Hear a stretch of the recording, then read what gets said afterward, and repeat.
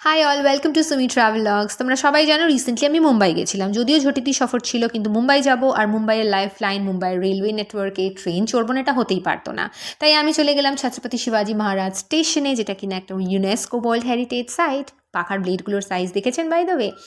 এই স্টেশনের ভেতরের প্ল্যাটফর্ম চত্বর, যেখানে আমি ধীরে ধীরে এগিয়ে গেলাম অটোমেটেড টিকিট ভেন্ডিং মেশিনের দিকে। ভিড় ছিল, কিন্তু ফটাফট টিকিট হয়েও গেল। টিকিট কেটে ফেললাম আমি আমার গন্তব্য ব্যান্ড্রার জন্য। যদিও ব্যান্ড্রা অবধি ডিরেক্ট ট্রেন আমি পাইনি, আমাকে দাদরে চেঞ্জ করতে হতো। সেম টিকিটেই হয়ে গিয়েছিল। ট্রেন ফাঁকাই ছিল মোটামুটি, কিন্তু দাদরে নামতে গিয়ে আমি বুঝতে পারলাম মুম্বাইয়ের ট্রেন কেন ফেমাস। মানে যেভাবে লোকজন ট্রেনে উঠছিল ধাক্কাধুক্কি করে, I was like, oh my God, what crazy place is this. But anyways, hats off to the Mumbaikar যারা ট্রেনে রোজ যাতায়াত করেন। এই হলো ব্যান্ড্রা স্টেশন।